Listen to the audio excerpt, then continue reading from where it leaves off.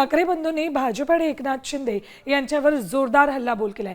मुंबईवरचा शिवरायांचा भगवा उतरवून तुम्हाला काय मिळालं असा सवाल करत उद्धव ठाकरेंनी शिंदेंवर निशाणा साधलाय।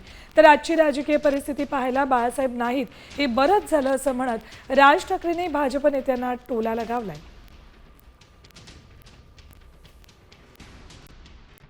मराठ्यांचा इतिहास जेवढा रक्तरंजित आहे, कदाचित तेवढा रक्तरंजित इतिहास आपल्या देशातच नव्हे तर जगाच्या पाठीवर दुसऱ्या कोणाचा असेल।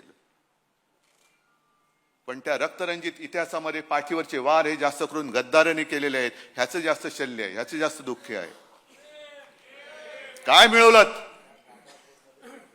मुंबईवरचा शिवरायाचा भगवा उतरवला, काय मिळवलं? काय 200 वर्षापूर्वी नाही का ते चावडीवरती उभे राहायचे आणि माणसांची लिलाव चालायची। आज तसे महाराष्ट्रामध्ये लिलाव चालू आहेत।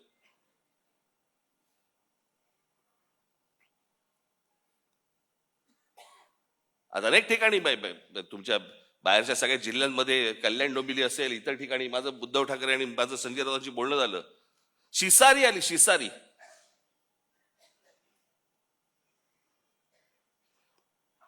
ज्याला व्यथित व्हायला म्हणतो ना आपण, की काय चालू आहे, कुठे नेतोय आपण। आणि आज ही परिस्थिती पाहायला माननीय बाळासाहेब नाईक ह्याच्यासारखी चांगली गोष्ट नाही, की तो माणूस आज हे सगळं बघायला नाहीये।